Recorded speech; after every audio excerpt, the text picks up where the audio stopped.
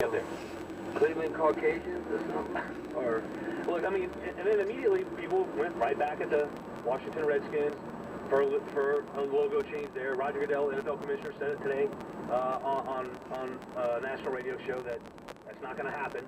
And I don't know. I get that it's offensive, Bobby, to people. I understand that some people are upset by, they think it's a derogatory term, and it is. But at the same time, you can't just erase the franchise traditions. And I think, more importantly, Bobby, pro sports leagues, Major League Baseball, the NFL, NBA, they shouldn't tell an owner in a franchise what they can do with their logos. I think it's an overreach. well, if you look at Daniel Snyder, the owner of the Redskins, Washington Redskins, he's resisted calls to change his team's nickname and logo. It seems like forever. Ever since he bought the team because he grew up a Redskins fan, and he got a boost in a trademark fight last year when the Supreme Court ruled that a trademark law barring disparaging terms infringes on free speech rights. So that went in his favor. But if you look at it, the Washington Post, everyone's heard of the Washington Post. They even got a movie about the Washington Post out right now. They took a poll in 2016, and they found that 90% of Native Americans, and by the way, I have 2% Native American in my blood. I did that DNA thing, at National Geographic, and, find out your background. So does that count? I got 2%. So anyway, they took a poll in 2016 that found that 90% of Native Americans aren't offended with the Redskins nickname. And an overwhelming majority considered it an unimportant issue. So, but people might say, well, just if one person's offended. So you figure they got 90%, so you got 100 people, 10 people are offended, 90 aren't. So I look at it, when would it stop? And what I mean by that, okay, for instance, Notre Dame Fighting Irish. Okay, so let's say 90% of Irish background, they approve of that mascot. And all of a sudden, you look at the mascot as a leprechaun. I'm Irish. I'm offended. I don't consider myself a leprechaun. Nor do I fight all the time. So yeah, are they going to change? Or how about, and I am this a lot, a Cajun. So how about Louisiana Lafayette Raging Cajuns?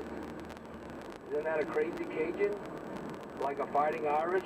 So what if all of a sudden 90% they love being represented, they like mascot, but you got 10% that say, well, I'm offended with the nickname. Well, the counter to that, those that would say it would be different between the Indians or the Redskins, is they were oppressed. They'll throw that out there. I don't know that. Well, the Cajuns were oppressed, became French refugees by the British. Right. The Irish were oppressed at times in this country. Yes, and how they came here because of the potato famine. Right.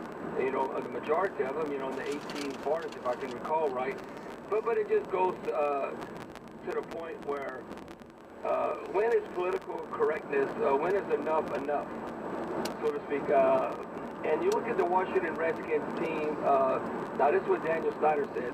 Look, our fans, the community have always believed our name represents honor, respect, and pride. And if you look at it, we are gratified. When that poll came out with the Washington Post, we were gratified by the overwhelming support from the Native American community, and the team will proudly carry the Redskins name going forward. Do you know when they polled all the Native Americans around the United States, who was their favorite team?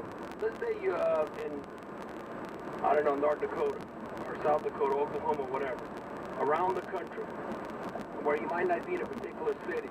You know who their favorite team was? The Washington Redskins.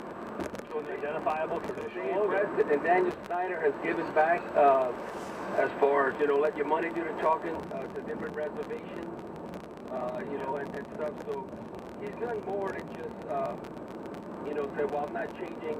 He's actually taking actions to help the Native American community. So, I mean, it gets almost ridiculous when it's going to stop. Now, one thing I understand about Chief Wahoo, if you look at him, that logo, they're going to change it in 2019. That if you look at, my understanding is that caricature of him, the cartoon character, is a drunken Indian. So I can see that could be offensive. So, but just change maybe the logo.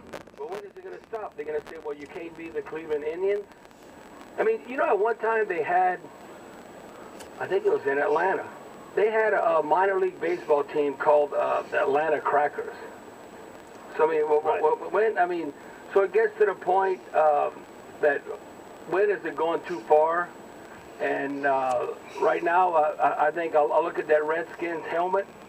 You know, I can remember when they went to the Super Bowl and they lost to the Dolphins 14-7. They had just an R with a feather, not actually a Redskin face or the character, but it looks like a warrior. So it's not a cartoon character. It looks like a fierce warrior. So I think it just gets to the point where it's so ridiculous where if you got somebody offended, and then, you know, when it's going to stop, because I'm telling you what happens with a name like the Raging Cajuns, the Fighting Irish, there's a lot of examples you can look at that's going to be offensive to people.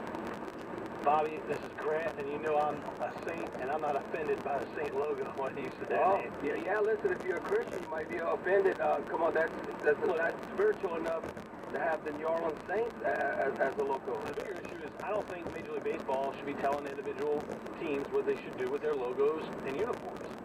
You don't want it, I mean, it's an overreach. It's kind of like big government. Do you agree or disagree? Should pro leagues tell individual franchises what to do with their uniforms, logos, and nicknames? 504. Well, and Christmas is going to break. You're going to have atheists in New Orleans, and they don't like the New Orleans Saints because, you know, when the Saints go marching in, you know, they're talking about that. So when the Saints go marching into heaven. Yeah. So I'm offended by that. I mean, the Saints in New Orleans got to change their name. Bobby and Christian Sports Talk here on WWL.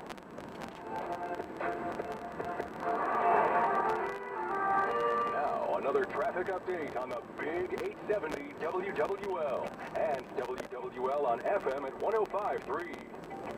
From the WWL Traffic Center, I'm Bob Strauss, and we still got that problem. This is going to be an accident on the I-10 eastbound coming in from Kenner headed to Metairie. This is right around Veterans Boulevard between Veterans and Clearview, and you got the 3 left lanes blocked, and your delays are near the I-310 as you make your way from Kenner headed to Metairie. And once you get past the accident, you're in pretty good shape. And also got word of an accident. This is going to be Westbank bound on the Crescent City Connection Bridge. That has the right lane blocked due to a multi-vehicle accident. And your delays on the Riverbound Expressway, stacking up back around the top of the Carrollton overpass and coming in from New Orleans East. Slowdowns are back around Orleans Avenue. And as you make your way on the Lakebound Expressway, stop and go traffic on the downslope of the Crescent City Connection. Headed out to the high rise, slowing around